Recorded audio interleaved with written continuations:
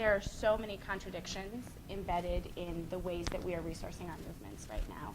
And so much of it is because of our discomfort around money, right? Because of all of the feelings that we have around money and all of the guilt that there is and all of the ways that money is not just a tool anymore, right? It's not just a way to exchange favors or barter, right? It's something that we all have all kinds of stuff around.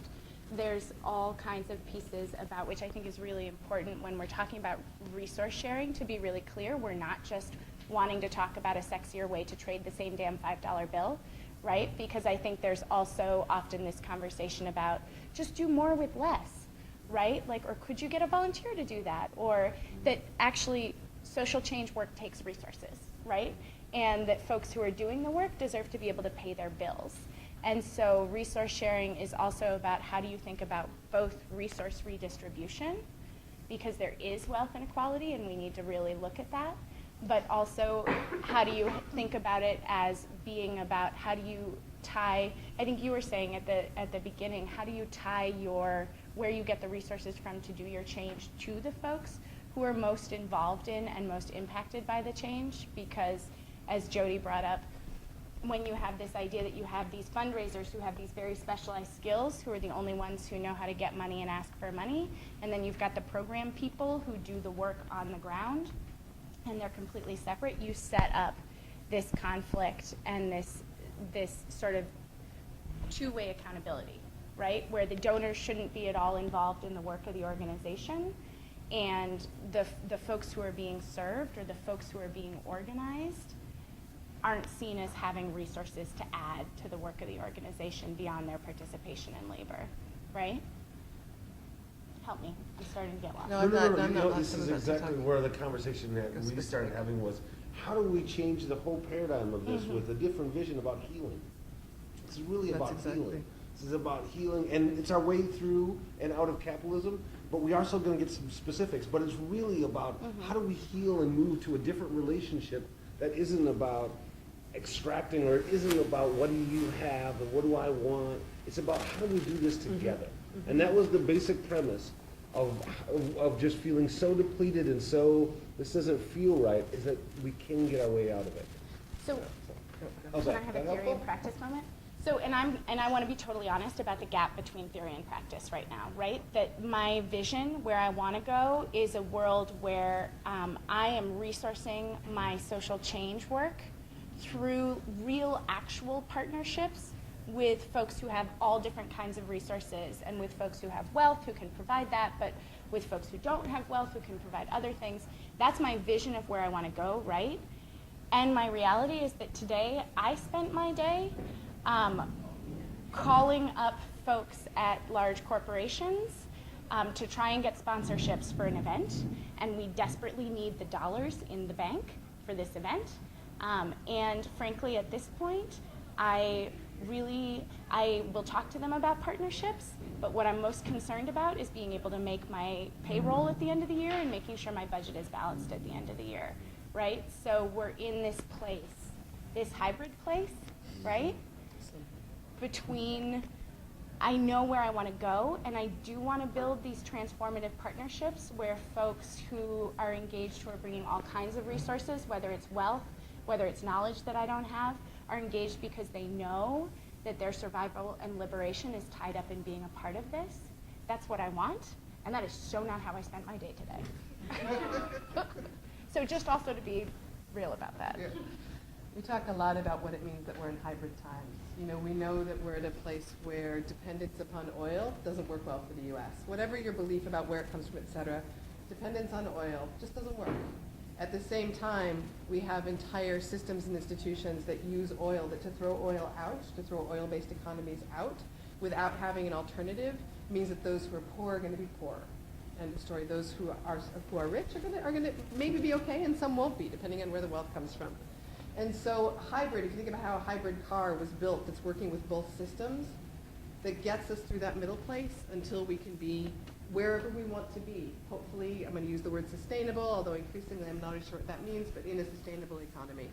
And so we talk about hybrid systems, and that's where resource sharing came out of. Resource sharing and our ideas around resource sharing, and bringing up theory and practice as well, is that Kate, David, and I did a bunch of talking about resource sharing, and then Kate and I started working at PFund, and now we're trying to put it into practice, and straight up, it's way harder than we thought.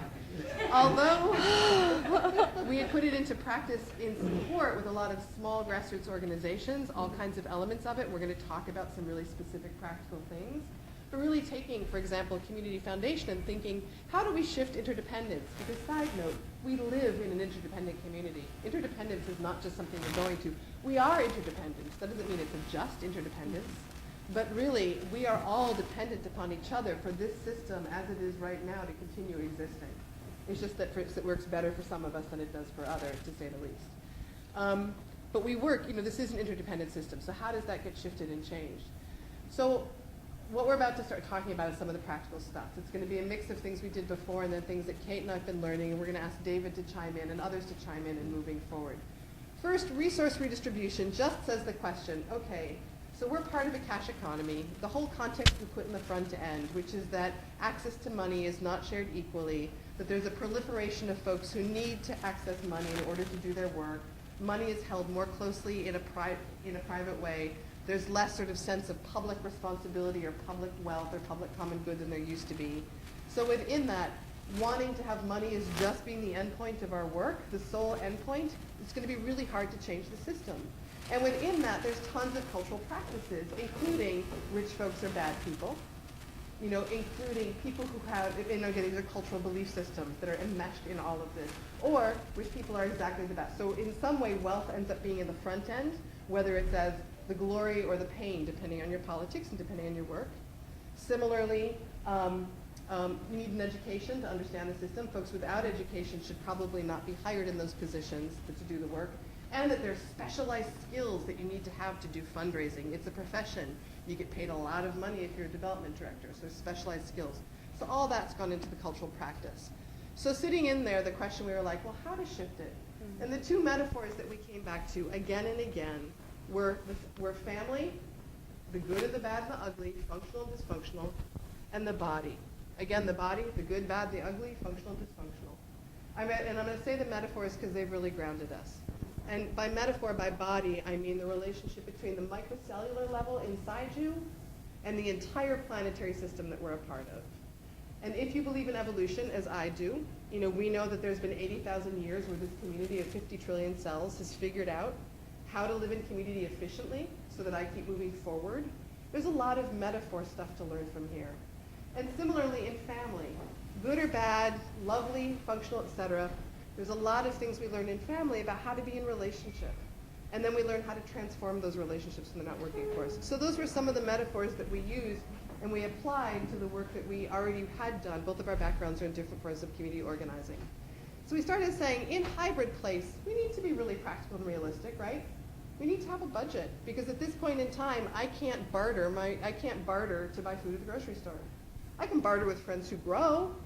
I grow, that does some of it, but for all of my food, living in a city, I can't rely on bartering for my family, not unless I make other life choices, right? So there is still dollars that I need, and there's dollars that the organizations we're part of needs to go forward. So there's all of what we learn about setting a budget. The other piece that we're doing is we call it the sort of hybrid budget. And what the hybrid budget is based on is relationships. The only thing that resource gathering is and resource redistribution is it says, I want to first, with my work, do two kinds of audits. One audit is, what are the resources that are needed to do this work? Mm-hmm. And I mean down to how many pencils, if you still use pencils, do I need in a year? What kind of electricity? How much do I use for electricity? Like literally a resource audit. That's about being responsible. What does it really take to do your work? One of the ways that cash economy stuff helps us to hide is that we don't actually pay attention to what it really takes to do our work, right? So there's a resource audit. And then there's a community audit. I'm going to talk in a second about how much time this takes. But there's a community audit. And the community audit we talk about in three different ways. And we've started to do this. We do this at PFund, and we've started already with that.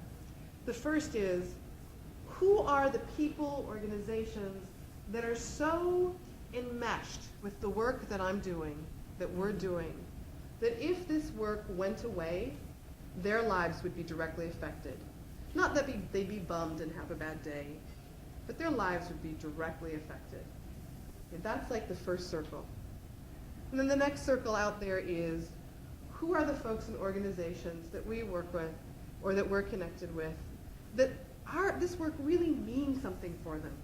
It really means something to them. Their lives aren't dependent upon it, but their sense of who they are in the world, of hope and possibility and okayness, would be affected if this work went away. And then the third circle is, who knows about this work? That's all, who knows about it.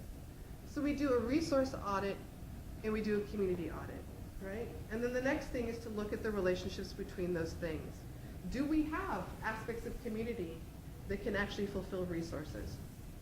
You know, that we're sort of used to being in the pattern of fundraising for or finding other ways of buying. Do we? For a lot of our work, you're going to find no, particularly if you're doing service-based work, you know, then no. And here's the side note, that's all the work we have to do to get back to a public good, some sense of a public good, because privately, we are not going to be able to fund all of the basic needs infrastructures that need to exist to make sure we're okay. It's not possible. That's why we're doing movement-based work in some way, you know? But that resource gathering is looking at those places. Now pulling to the side for a second, time. How many people who supposedly work a 40-hour work week actually work a 40-hour work week? Raise your hands if you do. Rock on, Yes! Jenny! Working for the state, right? Awesome. And that's about And that is state, a model. That's about labor unions. Right.